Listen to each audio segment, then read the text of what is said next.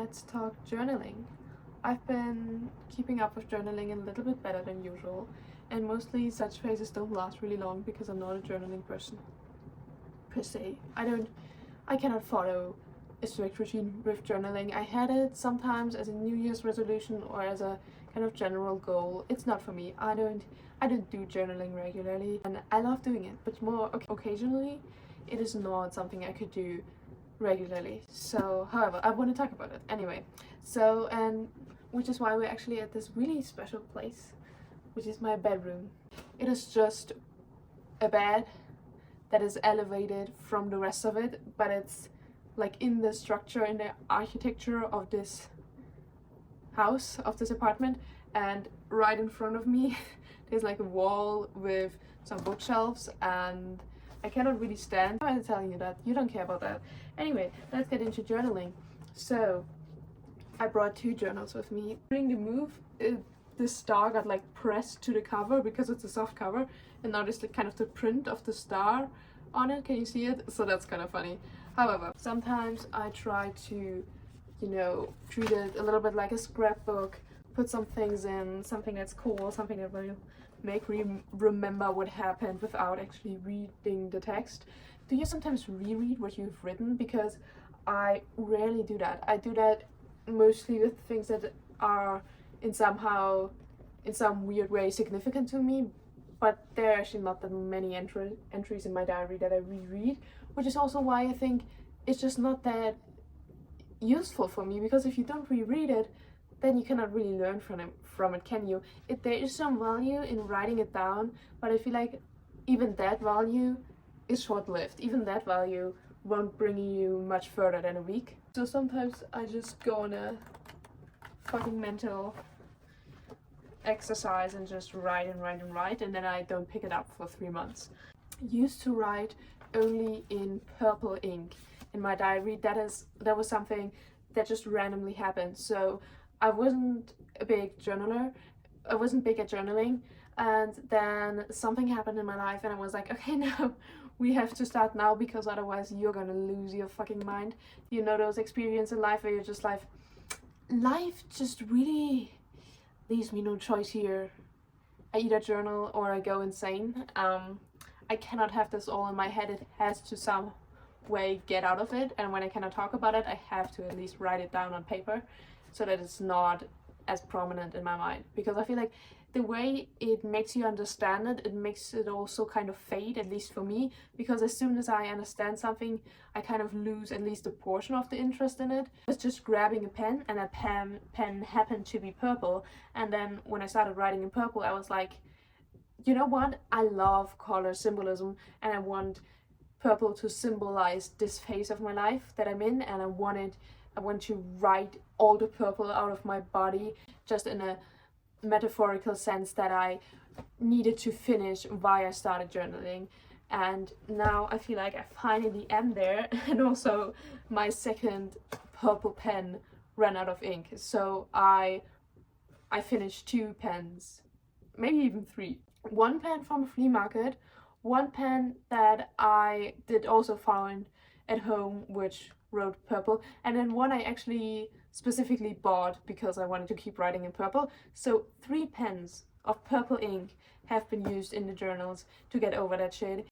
Also, I never turn on the lamp that is currently turned on, because I have some like fairy lights on the other side. The big light that comes from up there, that is an ancient lamp. I feel like it's gonna explode in the course of this video. The light bulbs get hot so fast. I don't know how fast light bulbs get hot, but they're exposed for this lamp, and you can touch them, and I randomly touched them because I was getting warm vibes from this lamp. There was some warm air coming my way when I was going past that lamp, and I was like, let me touch that. I almost burned myself. Like, those light bulbs get fucking hot, and I'm really scared of that lamp, but it also seems to be crucial to the structural integrity of the wall, that this light remains there, that this lamp remains screwed into the wall, because I could not remove it. That's just something that is there. Well, what can you do? There are many things I could do, but I just don't want to. What I wanted to show you was this. amazing table, which you cannot really see, but there's a table right in front of me right now. Look at that. That is so cool. Like, and I have that specifically for journaling and for reading, which I don't do often enough to justify this purchase really, but because it's my first own apartment, I wanted to treat myself at least a little bit with this beauty. And I'm really excited to have her. I have to use her more often, but she's gorgeous. Moving forward, using journaling as manifestation is, I think, really useful and really powerful in the sense that you're just teaching your brain to believe in something. And I saw someone saying that there's nothing that you cannot want from yourself that you cannot ask yourself. So if it's something that is within your reach, you can ask yourself for that. You can tell yourself that you want that and that you think you deserve that, even though you might not think that. But fake it till you make it, baby. I cannot decide if I want to journal more or if I feel like it should be something that comes naturally to you. To make this a little bit more fun for you, I'm going to read you something from my journal. Why not? Also, when it comes to language and journals, I first forced myself to write in German because I thought if I write in my native language, it would be more connected to the emotional understanding part of my brain. Sometimes I don't know a word in German that I would normally use in English, or I don't know a German translation that carries the same meaning. I don't feel that good writing my journals in German because the language that I'm using is mostly focused on emotion, and where do I get the most emotional talk? Obviously in fiction books and in novels. I sometimes also include illustrations in my journals, and here's one that I made in the British Museum for War, and it was really cool. Like the museum in London, I don't know what the specific name is, but I think there's only one big war museum in London. I think it's, everybody knows what you're talking about when you're talking about that. However, I made that illustration when I was there. It's a great museum. I've been 2 times in my life and I always enjoy the visits. Okay, here's also something that I want to share with you, and it is inspired by a quote which I heard, which is knowing thyself is the beginning of all wisdom, which was said by Aristotle, but I don't know in which context, so I cannot give you more information on that. But however, I kind of try to create some kind of scheme to better understand my emotions, and I'm like the first square, in the first square it says, is my complaint objective? Also, why am I writing like it's the 19th century? Like, who do I think I am? Anyways, so is my complaint objective? Yes or no? And then 2 arrows lead to the next squares. Communicate the lack of reciprocation. I feel like it was not reciprocating what I was doing, so I wanted to force myself to communicate that. Also, why is my pronunciation so off today? I've been talking all day in English with a friend from uni, and now I feel like I cannot talk anymore. Also, I'm tired as fuck.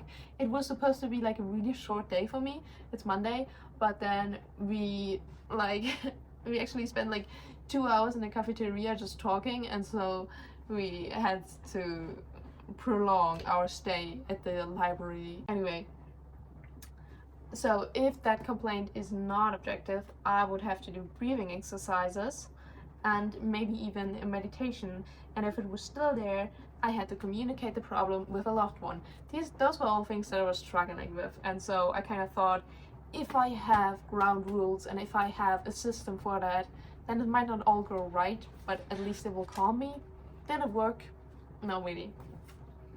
I don't think I even used that, but anyway. Also, I'm a fucking dramatic person, so I just want to read you the introduction line of this one paragraph. This is gonna be the defining factor for the next decades of my life. There's no real possibility of another version, a scapegoat, or the chance of redemption. I don't even know in which context I wrote that. Also, sometimes I try to be poetic about it, and I like to write poems sometimes for fun, because if I have actually understood a problem but still want to journal about it, I try to form it into a poem so that my mind is still working on the problem because I know that normal journaling then would not keep my mind busy enough to actually have me doing it and have me keep writing, because I would just close my journal. When autumn begins in September, it gets quite easy not to remember. Rather than being sucked down by the details of a matter, I can start to find comfort in my sadness. One could say it's because the natural life around me is dying too, and what a comfort not to be lonely. I was a really dramatic kid. Why am I saying was? That was from last year. And that's all I can say about journaling. So yeah, good night.